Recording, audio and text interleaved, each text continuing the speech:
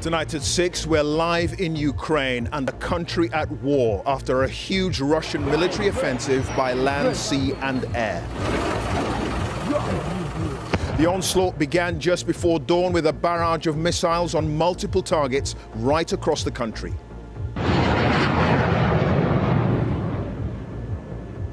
Then, with Russian attack helicopters and fighter jets homing in on the Ukrainian army, Vladimir Putin had this warning for anyone trying to stand in his way. Whoever tries to interfere with us or threaten our country should know that Russia's response will be immediate and lead to such consequences that have never been experienced in history. Here in the capital, fearing the worst, some are desperate to leave. Their president calls on the international community to help his country. Putin started a war against Ukraine, against the whole democratic world. He wants to destroy my country. He wants to destroy our country, everything we have built, everything we live for. As the invasion progressed, reports of casualties on both sides. Now NATO is on high alert. So we have increased our presence in the eastern part of the alliance with thousands of more troops, ships and planes over the last weeks. To send a very clear message that an attack on one ally will trigger the response from the whole alliance. This act of wanton and reckless aggression is an attack not just on Ukraine. It's an attack on democracy and freedom in Eastern Europe and around the world. And the wider effect of the conflict, soaring energy prices and a major hit to the global economy.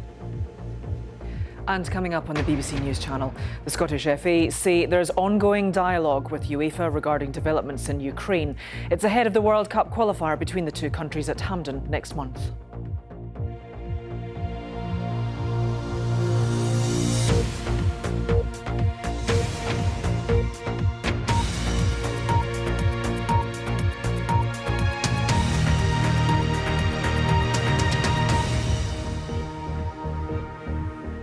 Good evening and welcome to the BBC News at 6 from the Ukrainian capital Kyiv, a country under attack after a huge Russian military offensive by land, sea and air. Fighting is raging in several areas, hours after Moscow's invasion, and many Ukrainians are seeking shelter or trying to leave the major cities. There are reports of dozens of military and civilian casualties. It's been a dramatic day of events, so let's bring you up to speed. In a televised address at around 6 a.m. Moscow time, President Putin announced a special military operation in the eastern Donbass region aimed at what he called the demilitarization and denazification of Ukraine. It came as missile strikes were reported on a number of Ukrainian military targets in the early hours. Explosions could be heard in several cities in the east of the country, as well as here in Kyiv. Blasts have been reported everywhere, with Russia saying it's destroyed more than 70 military targets, including 11 airfields.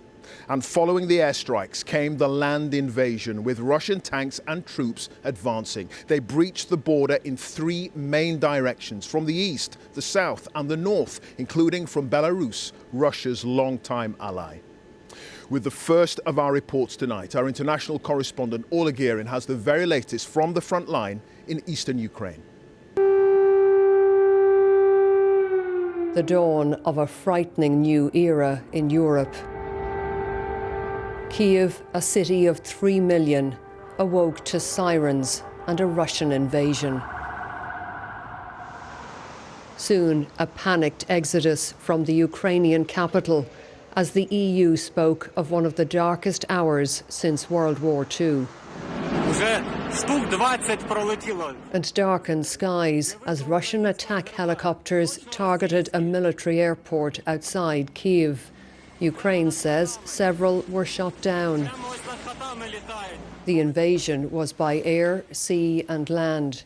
President Putin making the extraordinary claim that it was to rid this democratic country of Nazis. I have decided to conduct a special military operation. Its aim is to protect people who have been subjected to tortures and genocide from the Kiev regime for 8 years. To do this, we will be aiming at demilitarization and denazification of Ukraine. This was Russia's protection in action in cities across the country.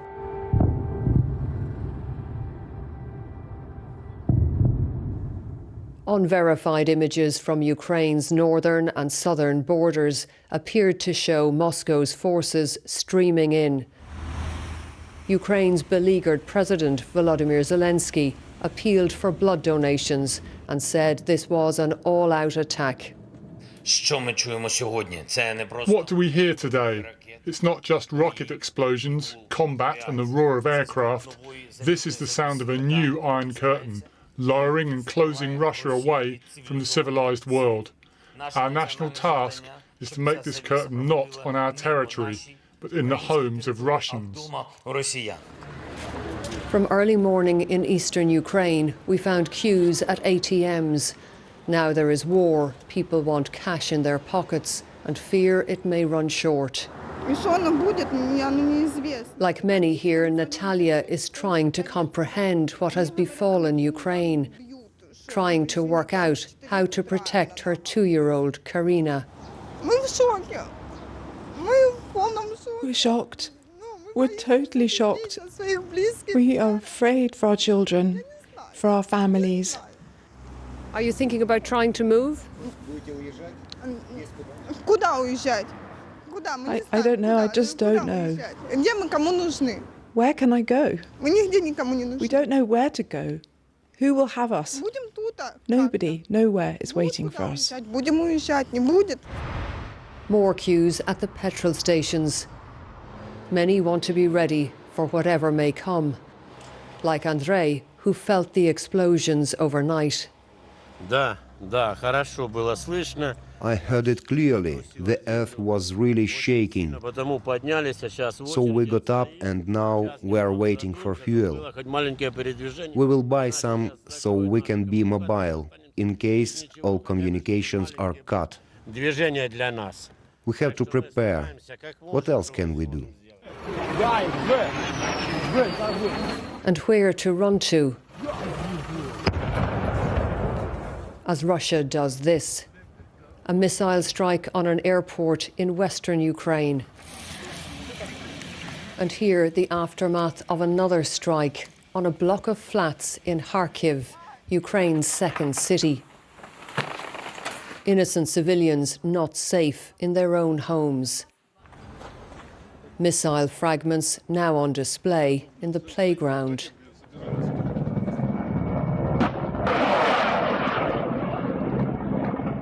In the battle for Ukraine, Russia is controlling the skies. Here, Ukrainian forces try to bring down helicopters, but they are outgunned. They've been suffering losses. We don't know how many.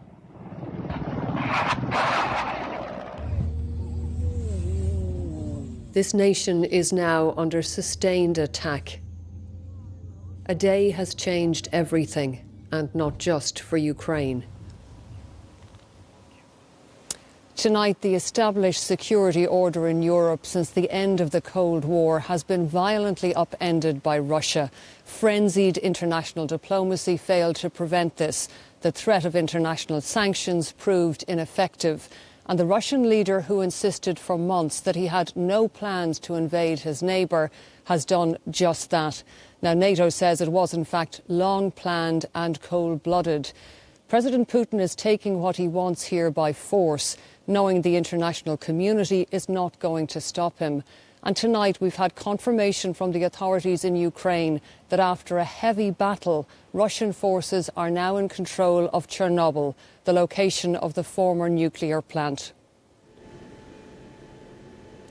Ola, thank you for that. Ola Gearin there live on the front line in eastern Ukraine. Well, the people here in Kyiv woke to the sound of air raid sirens as citizens face the prospect of war. My colleague Nick Beek has been gauging the thoughts of some of the people here to the extraordinary unfolding events. A European capital just 3 hours' flight from London, confronted by its worst fears. The sirens have just started here in the capital, Kyiv. The invasion, the attack that Russia promised would never happen, has now started. And the Ukrainian government is urging people to stay calm, and it's appealing to the international community to stop President Putin now. We soon find Lana and her mum. Russia forced them from their home in Crimea 8 years ago. Now they're on the move again. It's very, very nervous, and I'm very scared. But I must be strong. After the overnight attacks from the sky, many take refuge underground. Well, this feels like one of the safest places in the city today, not just because there are lots of soldiers about, but because the metro is doubling up as a bomb shelter. And overnight families have come down here. They're trying to follow the news of what's happening, and they're trying to work out what they're going to do next. 2-year-old Yegor is still smiling, but his mum and dad are worried. 8 bombs. 8 bombs? 8 bombs. At Borisopol? In Borisopol. In English? The war start.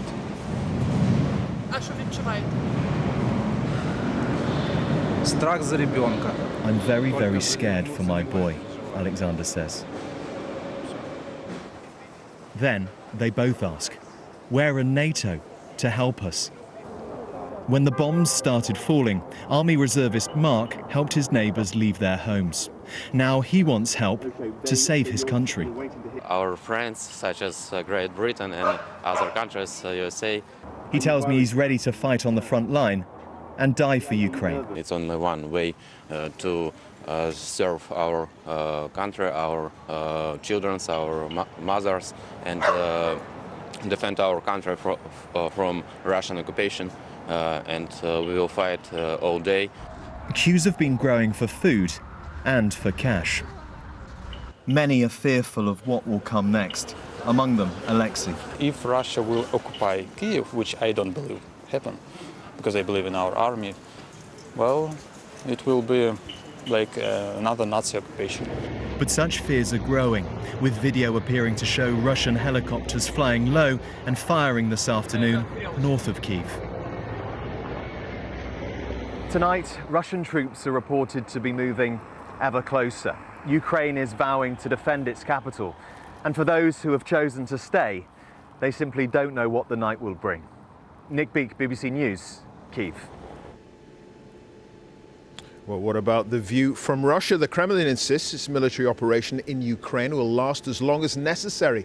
President Putin, who announced the action early this morning, warned that any outside interference would lead to an immediate response never previously experienced in history.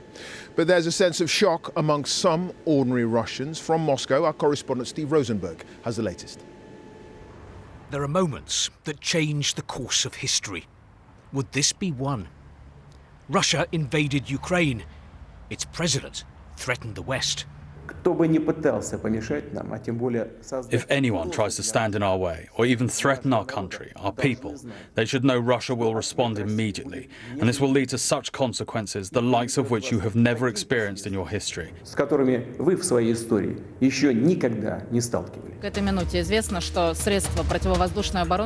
Russian state TV went into overdrive, backing the assault, claiming Ukrainian soldiers were surrendering en masse. A different mood here, at one of Russia's last surviving independent papers. To show solidarity with Ukraine, tomorrow's edition will be in Russian and Ukrainian. The paper's editor, Dmitry Muratov, won last year's Nobel Peace Prize. He believes that President Putin has done irreparable damage to his country. Unfortunately, I have to say very bitter words. I think that today, February the 24th, Russia's future was taken away from it. Our peace-loving Russian people will now feel the hatred of the world, because we are starting a third world war in the center of Europe. Vladimir Putin comes across now as a leader with an almost messianic idea to force Ukraine back into Moscow's orbit, even if that means war. What the public might think about that doesn't come into it. He seems determined to achieve his goal. In the centre of Moscow, we're against the war, she says, and we want the whole world to know that. But so far, few Russians have come out to protest. Maybe this is why. In Russia now, protests end like this. I'm sorry, I'm so shocked. I just can't help crying. I think that most of Russians don't support this. It's horrible. And why don't they support it? Because it's not our war, it's war Putin, Biden or anyone else, but not our nation. I think the Ukrainian soldiers will surrender, she says, and they should. It's terrible to be at war with Ukraine. This is not a conflict the Russian public wants. This is the Kremlin's war. And with regard to that, Steve, the whole world is watching. They're wondering, what exactly is it President Putin feels he can get out of this military adventure by attacking its smaller neighbor without any provocation? Yeah, it's a good question. I think Vladimir Putin is fueled by resentment at how the Cold War ended, with the West declaring victory and Russia losing power and territory and influence. I think he's motivated too by an almost semi-religious belief that Ukraine belongs to Russia, that Ukraine must be in Russia's orbit, that Russia as a great power has the right to a sphere of influence. What can the West do about all of this?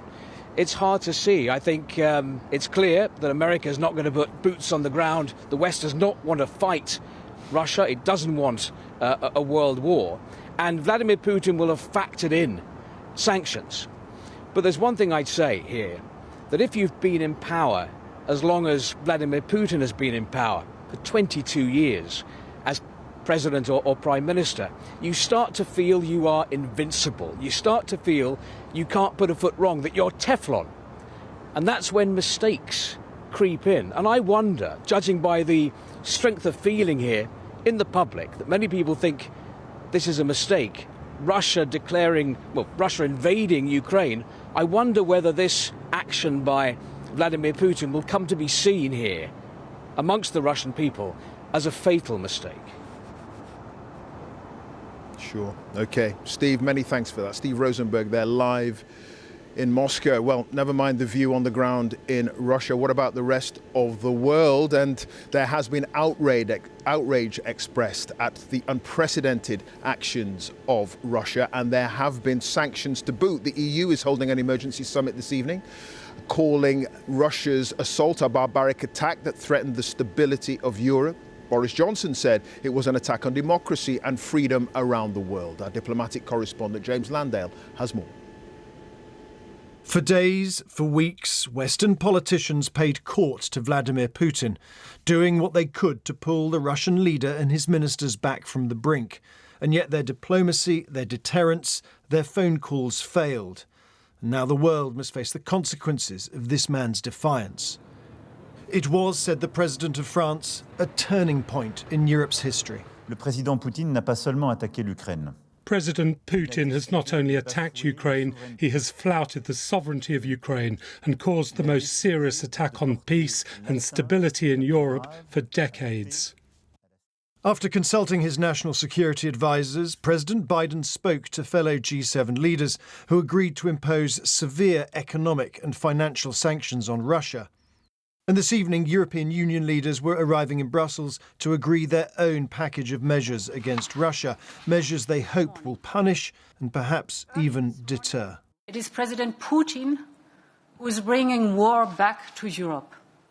And in these dark hours, the European Union and its people stand by Ukraine and its people. We are facing an unprecedented act of aggression by the Russian leadership against a sovereign, independent country. NATO promised to do even more to reinforce its eastern flanks, but made clear no troops would be sent to Ukraine, which is not a member of the military alliance. The Kremlin's aim is to re-establish its sphere of influence. rip up the global rules that have kept us all safe for decades, and subvert the values that we hold dear. This is the new normal for our security. In a recorded statement in Downing Street, Boris Johnson did, however, promise Ukraine more defensive weapons. Ukraine is a country that for decades has enjoyed freedom and democracy and the right to choose its own destiny. We and the world cannot allow that freedom just to be snuffed out. We cannot and will not just look away. Our mission is clear. Diplomatically, politically, economically, and eventually militarily, this hideous and barbaric venture of Vladimir Putin must end in failure. In the early hours, the United Nations Security Council met in emergency session to discuss the actions of one of its own. Then don't ask me questions when you are speaking. In fact, its current president, an invasion by this man's country in clear breach of the very purpose of this body. President Putin, stop your troops from attacking the Ukraine. Give peace a chance. Too many people have already died. But such pleas are now falling on deaf ears, and the people of Ukraine are paying the price. James Landale, BBC News.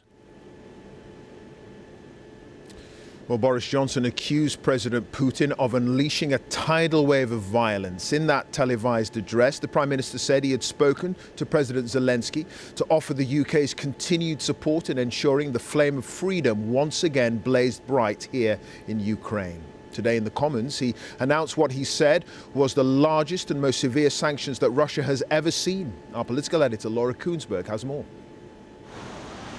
Conflict on our continent was not, after all, consigned to history. Assumptions of safety in Europe shaken.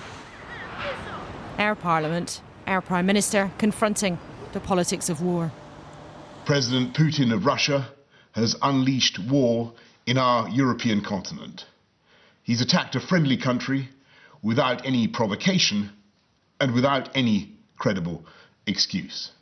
We and the world cannot allow that freedom just to be snuffed out. That will not, though, mean British military lives being put in harm's way, but a tighter squeeze of sanctions.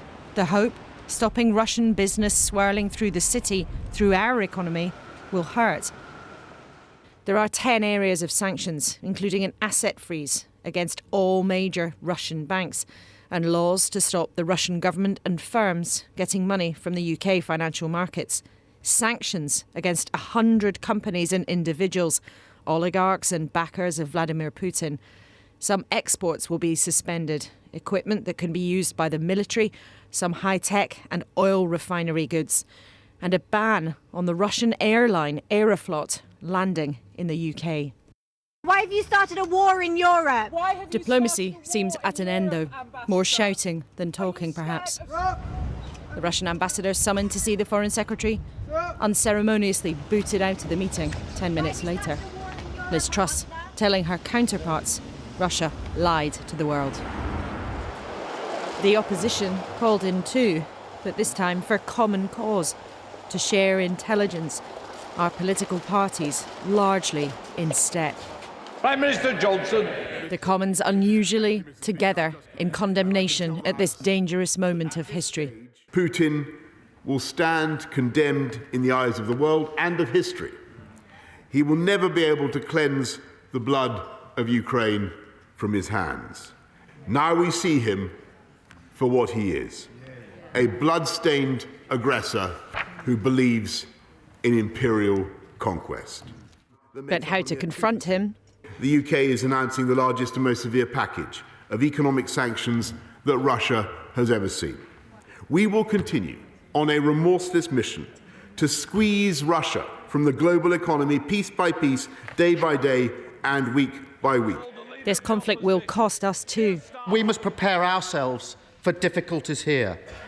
We will face economic pain as we free Europe from dependence on Russian gas and oil and clean our institutions from money stolen from the Russian people. But the British public have always been willing to make sacrifice to defend democracy on our continent, and we will again. For our politicians, for the Prime Minister, the challenge is so immense. The first political generation in so long to have to grapple with war on our continent like this. And while Ukraine is more than 1,000 miles away, this isn't remote. We'll all feel this in the jagged backdrop of what happens round here and in the cost of our everyday living. There may be a price for us all. Those paying tonight, the people of Ukraine, singing out in sadness at loss of life and freedom. The West hopes, in the end, it will be the Russian leader who'll count the cost. Laura Kunsberg, BBC News, Westminster. Well, in a moment, we'll hear from our Europe editor, Katya Adler in Brussels, and our North America editor, Sarah Smith, who's in Washington. But first, let's talk to Laura Kunsberg, who's at Westminster. Laura, the Prime Minister has promised a tough package of sanctions, but given that this country's been invaded, what effect do they think that will have? Well, Clive, they are certainly significant steps as far as the government is concerned, and compared to what we heard earlier this week, it's a very wide-ranging package of measures.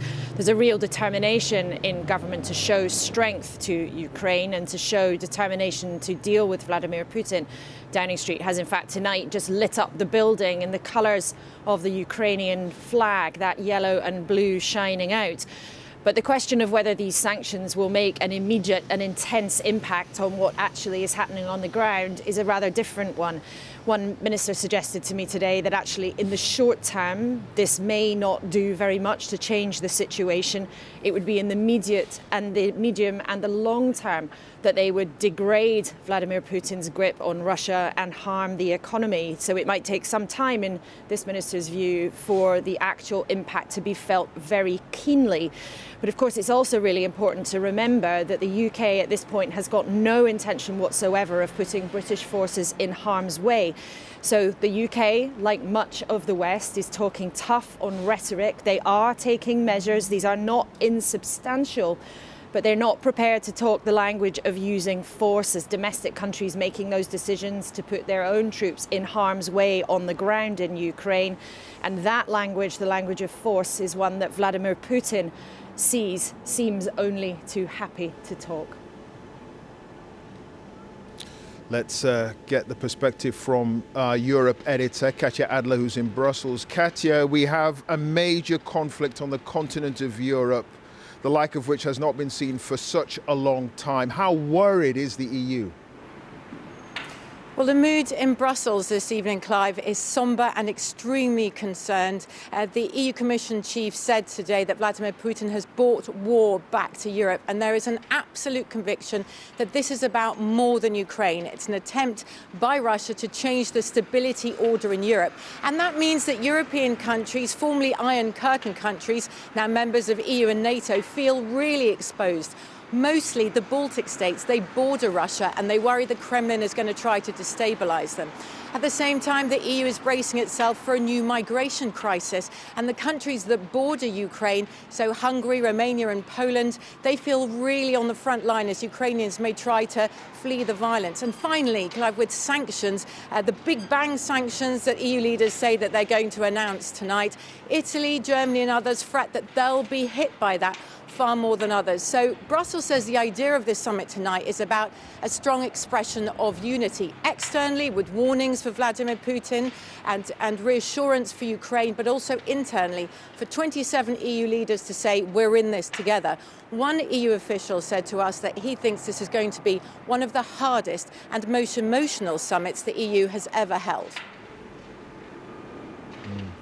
And to you, Sarah, in Washington, the American president, Joe Biden, is about to address the nation. What are we expecting to hear from him?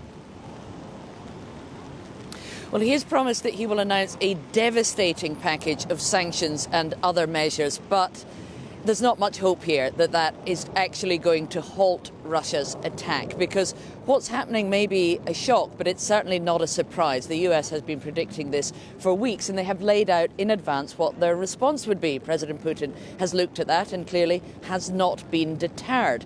There are thousands of American troops which have been sent to Eastern Europe. They're in Poland, Romania and the Baltic states, but there's absolutely no intention that they will go into Ukraine or engage with Russian forces. That is not something that is being contemplated here. So when President Biden says that the world will make sure that Russia is held accountable, in the Kremlin they may very well be asking how exactly. And this is a huge problem for America and the international community, because there's absolutely no doubt it's a major challenge to international stability, to European security, but it also poses a very significant challenge to the US and their position as a global superpower, because if they appear powerless to prevent this assault on Ukraine from Russia, then what do they do now? Okay, Sarah, thank you. Sarah Smith there in Washington. To Katja Adler in Brussels and Laura Koonsberg at Westminster. Many thanks to you all. Well, Russia has one of the largest armed forces in the world, and there are questions as to how the Ukrainians here will be able to defend themselves on their own against one of the most powerful militaries in the world. Our defense correspondent Jonathan Beale has this assessment of how the two sides in this latest conflict match up. A warning, his report contains some flashing images. Early this morning came the Russian version of shock and awe. Using its long-range weapons, rockets and cruise missiles, Russia set to target Ukraine's military headquarters, installations and air defences. Russia has launched strikes right across the country, including near the capital Kiev, its main port of Odessa, as well as Kharkiv, close to the Russian border. Strikes have been followed up by military units crossing the border. Russian forces are reported to have entered Ukraine from Belarus in the north and from Russia itself to the east, right down to the south from Crimea, which Russia invaded in 2014. Western intelligence already assessed that Russia had massed up to 190,000 troops on Ukraine's border.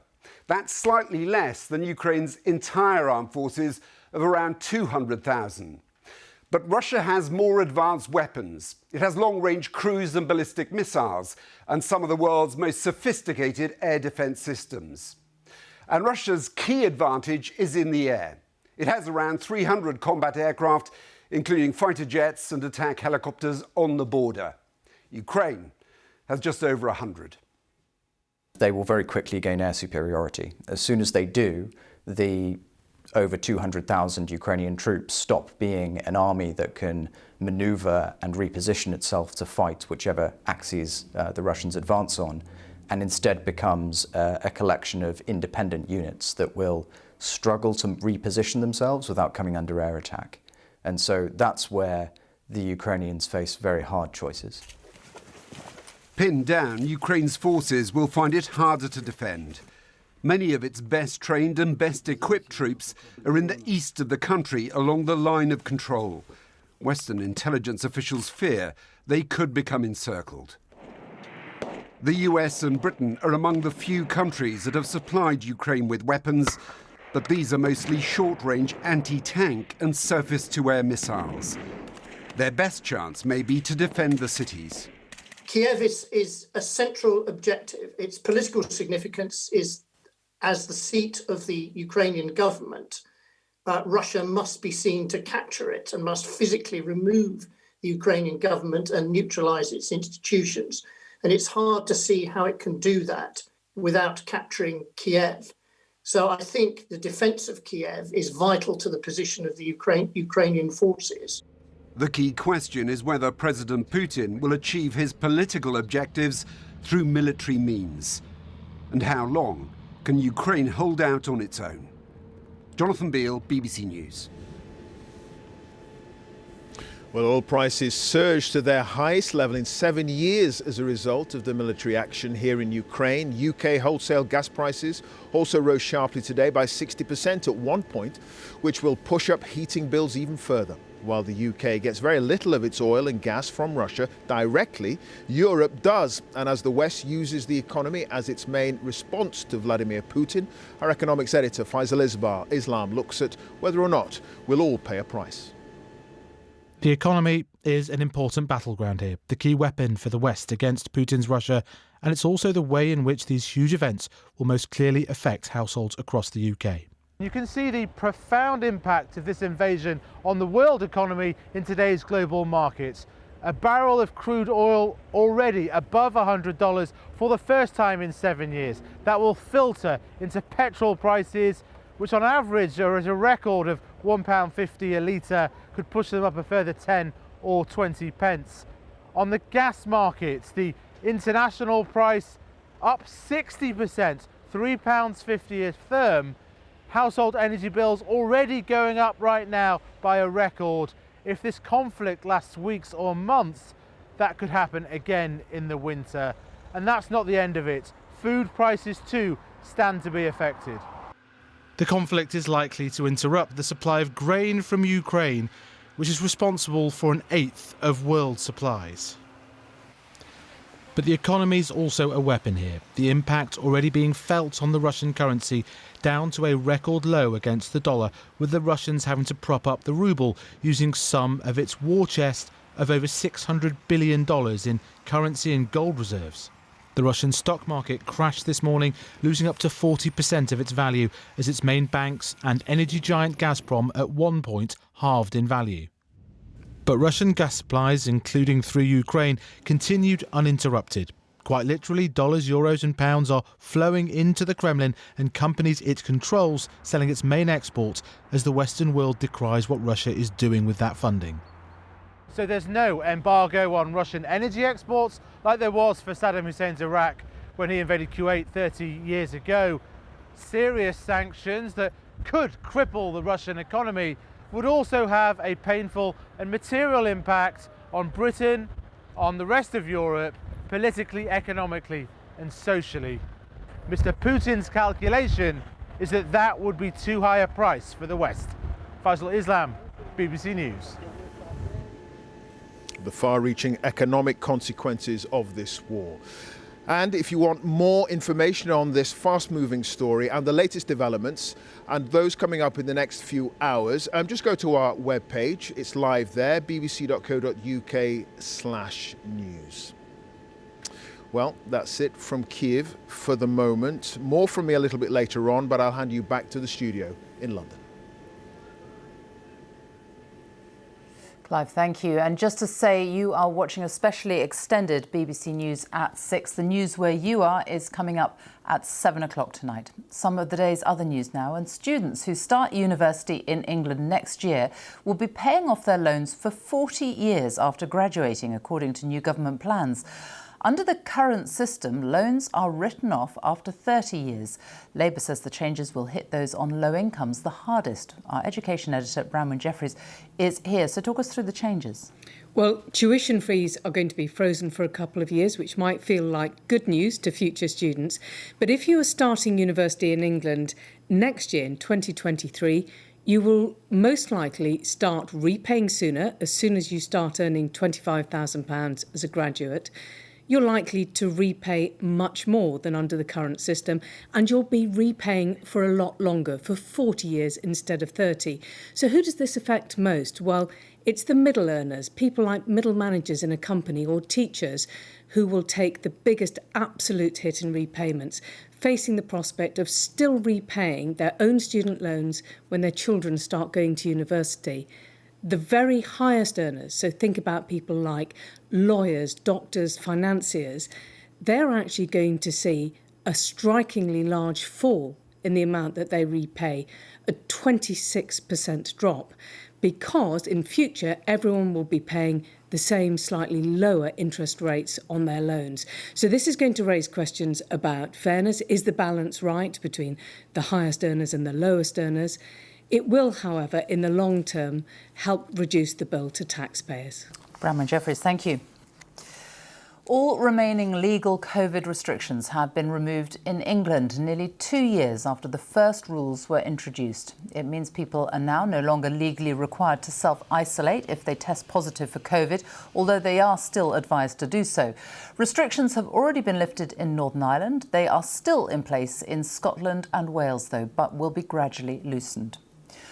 Treasury sources have confirmed to the BBC that the Chancellor, Rishi Sunak, has also received a questionnaire from the Metropolitan Police as part of the inquiry into parties at Downing Street and Whitehall during the COVID lockdowns. Mr Sunak is one of around 50 people, including the Prime Minister, who has been asked to complete the legal questionnaire as police look into allegations of COVID rule breaking. The Queen has postponed 2 more virtual engagements following her positive COVID test last Sunday. Buckingham Palace says she's still carrying out light duties and held a telephone audience with the Prime Minister, Boris Johnson, yesterday. Our Raw correspondent Nicholas Witchell is at Buckingham Palace. What more can you tell us, Nick?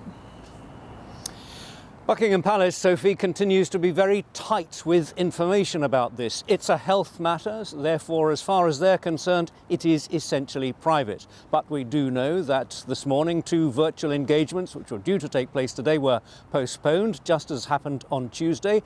There was no talk today of mild cold-like symptoms, as we've heard before, but we were told that she is continuing with light duties, whatever that phrase means. Now, there are no more virtual engagements tomorrow. We do know, though, that she spoke to the Prime Minister last night.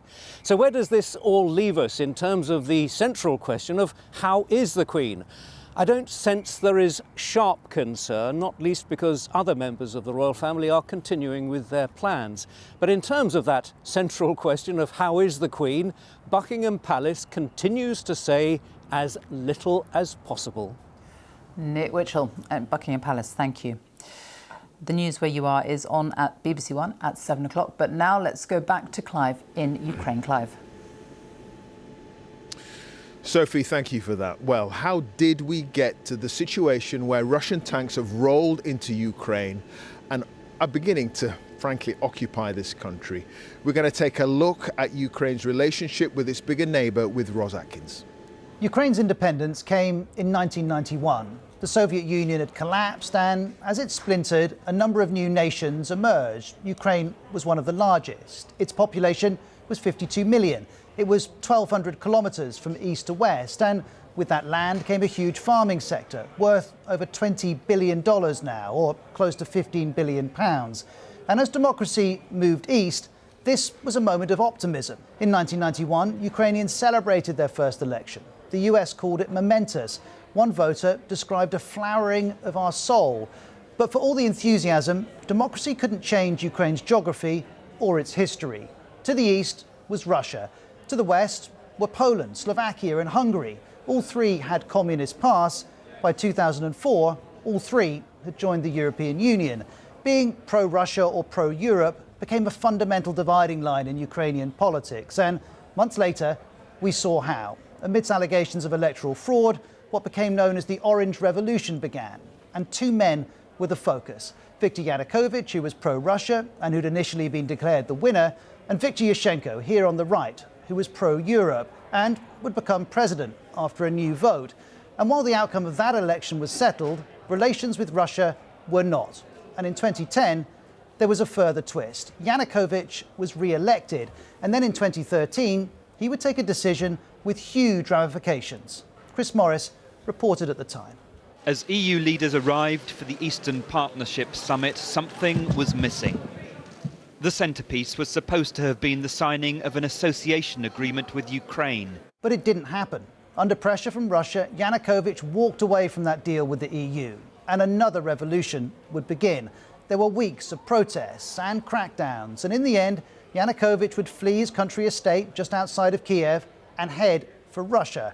Watching from Moscow was Vladimir Putin. This was his cue to act. First, Russia annexed Crimea from Ukraine. It's a peninsula on the Black Sea. Weeks later, pro-Russia rebels seized 2 regions in eastern Ukraine. Russia already divided Ukrainian politics. Now Putin was dividing the country itself. But the turn towards the West that frustrated him then remains now. One recent poll shows 68% of Ukrainians in favour of joining the EU. Putin, though, sees Russians and Ukrainians as one people, a single whole. He says Ukraine is ancient Russian soil. That perception may explain this invasion, but perhaps there's something else too, because the 90s brought a surge of democratic optimism. To Ukraine's current president, this invasion is showing us what Putin thinks of that. Putin started a war against Ukraine, against the whole democratic world. He wants to destroy my country. He wants to destroy our country, everything we have built. That effort to build a nation began as Ukraine emerged from the Soviet Union and the end of the Cold War. Today, as Russia invades, Ukrainians are seeing the extent of Putin's resentment of what happened then and what's happened since. Rose Atkins with that look at the history, perhaps underlining what's been taking place today. Well, the BBC's Ukrainian service has been covering this crisis over the past few weeks, months, in fact for several years, and among them is the BBC's Ziana Bezpieczuk, who's sheltering with her parents as I speak in a residential suburb in Kyiv. Let's just get your response to today's events, Ziana. Just tell me the shock that you and the others must be feeling at what's happened today. Yes, I can say that we are shocked. My colleagues from the BBC Ukrainian service we are shocked, really. Why? Because, for the moment, the whole country, all of Ukraine became the front line. We used to have the front line in eastern Ukraine, in the Donbass, where the war between the Ukrainian government, army, and Russian-backed separatists has been going on for 8 years. But now it's very, very different. It's absolutely the other scale of war and invasion. And there are no more safe places within the country. Towns, cities from western Ukraine and central Ukraine were attacked today from air. It was really unexpected, very unexpected. All worst-case scenarios for the invasion they envisaged attacks from the north, the south, the east. Nobody expected that actually the whole country can be invaded, and that's the first point. The second point is just, as a human being, it's very scary to be woken up at 5 o'clock early in the morning by loud explosions. And when I heard first explosions in nearby my residential area in Kiev, I realized very fast that it's very different from, for example, what we heard and used to in the Donbass. It didn't sound as artillery. And later on, the military headquarters confirmed that it appeared to be either cruise missile strikes against the airport, the international airport nearby Kiev, or the anti-air defense system response. So it's really very scary. And, as I heard from many people around throughout this very shocking and painful day for the country, this is something that can't be forgotten for the rest of your life, and something that can be forgotten by no means. So this is also very scary to realize. Okay, we're going to end it there. Ziana, good luck to you and the colleagues that you're sheltering with. Ziana Bezpieczuk there of the BBC Ukrainian service. Well, more than 100 pro-Ukraine supporters gathered outside Downing Street to protest against Russia's invasion. So how do the thousands of Ukrainians living in the UK feel about the events of the last few hours? Our special correspondent Lucy Manning has been to meet some of those watching anxiously from afar. They are more than 1,500 miles away, but the invasion feels so close. Denis Ugrin is a child psychiatrist. Tetiana Vitviska is a volunteer. Both have parents in Ukraine. I was talking to them this morning. I wanted to convince my mum to leave Lviv and go to Poland. But despite the fact that she is not terribly healthy at the moment, she refuses to go. What more do you want the British government to do? I think people need to understand that this is not 1938. This is 1939. And the entirety of the global peace is at peril.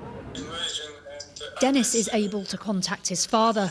He's clear what he wants from the UK: more weapons. How can they help you?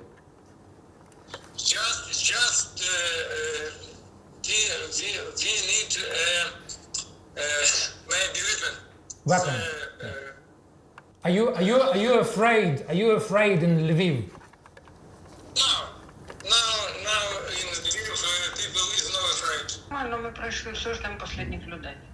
Tetiana manages to contact her partner Volod's parents. They have just managed to get a bus out of Ukraine to get across the border to Poland. We said we are going to London, Irina tells her. They said there was room on the bus for only one of us, she says, but I begged them to allow us both to go. Tetiana is overwhelmed with anxiety about her own parents. They had been visiting London and returned home just yesterday. I can't contact with them. It is terrible because I'm worried and I am sad. Minutes later, she received distressing news. Her friend had been killed on the first day of fighting. My friends died. I'm so sorry. I'm so sorry. That's hard. And I'm scared very well because it is near parents' home. Yesterday, they were with her. Today, they are trapped in a war. Lucy Manning, BBC News. European football's governing body is expected to strip St. Petersburg of the Champions League final, which it had been due to host in May. UEFA has called an emergency meeting for tomorrow morning. In a statement, it strongly condemned the attack by Russia. UEFA is also under pressure to address its major sponsorship deal with the Russian energy giant Gazprom. Well, we were telling you that the US President Joe Biden was going to be addressing the nation. He has been speaking about Russia's invasion, and he says it's a flagrant violation of international law, and he's authorizing new sanctions, which he says will have a long-term impact on Russia. The Russian military has begun a brutal assault on the people of Ukraine. Without provocation, without justification, without necessity, this is a premeditated attack. Vladimir Putin has been planning this for months, as we've been saying all along.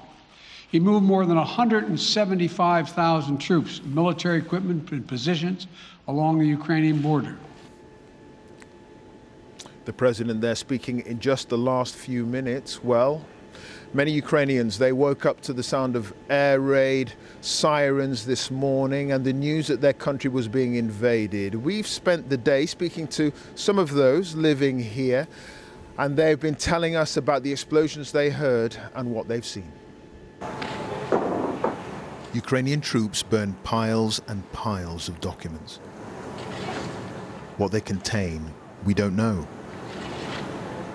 But so great is the fear they could fall into Russian hands, they must be destroyed. The enemy is literally at the gates. Not far up the road, Ukrainian armor in a capital city braced for the worst. And in the traffic jam, in every vehicle on this highway, sit families who for weeks had prayed for peace. This is actually the main road out of the capital.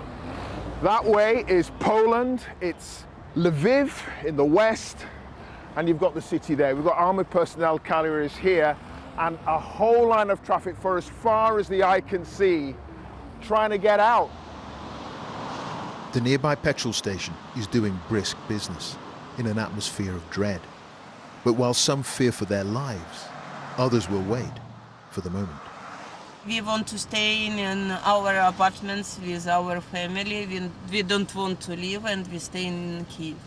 Are you worried, though, about what's going on? Of course we worry, because I am wake up like 5 o'clock in the morning, and I listen, and until now I don't believe about this situation, but we will wait. Also biding their time in an apartment in the heart of the capital. A group of young civil rights activists with dreams for their country. Like Yuri, aged 21, convinced Ukraine can prevail over mighty Russia. I say we win. You think you'll win? Yeah, we win. Ukrainian and Ukrainian army, which Ukrainian government, we win. I believe it. You'll survive this? Yeah. A hopeful assessment, but his friend Artyom isn't so confident.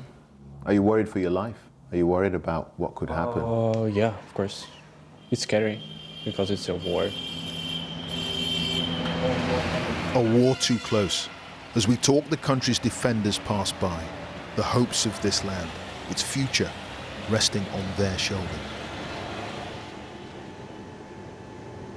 The thoughts there of some of the people that we spoke to today. Let's get some final reflections from our chief international correspondent, Lise Doucet, who's here with me. Lise, my mind goes back to the last few days and weeks of shuttle diplomacy, diplomats flying all over this region to try to bring a peaceful conclusion to all of this. And the feeling is that that was all a sham. It was all a complete waste of time. Vladimir Putin had pretty much decided what he was going to do, and now Europe is engulfed in this conflagration. Clive, I think what we've seen and heard in tonight's program is so stark, shocking, even scary.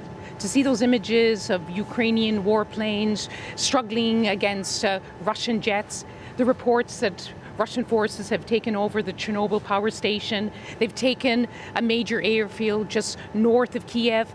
It's only an hour and a half from where we are now. And Ukrainians have begun to think the unthinkable. That Western leaders who predicted that President Putin would have Kiev in his sights may be true. And yes, Ukrainian forces will fight with all of the weapons and ammunition that have been arriving here every day for weeks. Yes, they'll fight with the training provided by Western armies. But I'm thinking tonight about what President Zelensky has said time and again, that when it came to this, and we are in this now, it is only Ukraine which will be fighting. And if it does come to Kiev, a city of nearly 3 million people, overwhelmingly pro-European, pro-NATO, what will this war be? It'll be a war between the president and the people. The president of Russia and the people of Ukraine. Okay, Lise, thank you. Lise Doucet, our chief international correspondent there. We're going to get the latest weather picture now. Stav Danaeus has the details. Hi there, Stav. Hi there, Clive. Thank you very much. Well, we've had a mixture of everything today. We've had rain, hail, sleet, snow, thunder and lightning, sunshine and also strong winds, all courtesy of low pressure anchored to the north of the UK. Lots of isobars on the charts. We're in a much colder air mass as well. Has felt a lot significantly colder across the country. These weather fronts have been enhancing the snow showers around. So we started off with that early rain across the southeast, some wintry showers, England and Wales, good spells of sunshine.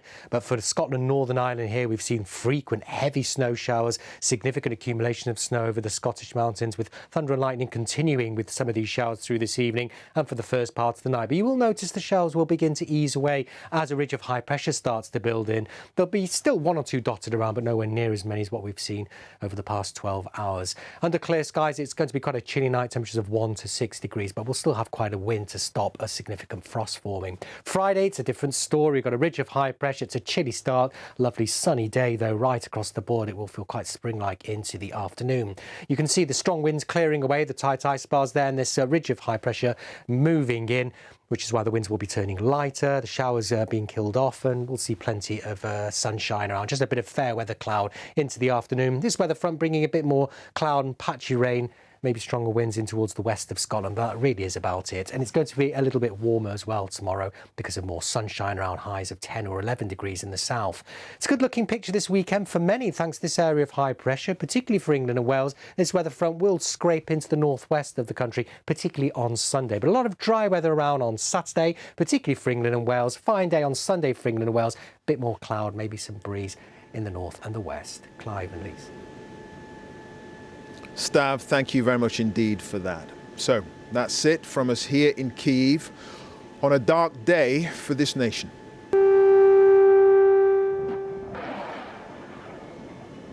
The day began with the sound of air raid sirens after Vladimir Putin gave an address and started his all-out assault on Ukraine. Missiles were fired with fighting in many parts of the country as troops arrived by air, sea and on land. Explosions could be heard in several cities, and the roads out of the capital Kiev have been jammed with cars as thousands of people have been trying to flee or take refuge in bomb shelters across the city. A night of more turmoil lies ahead.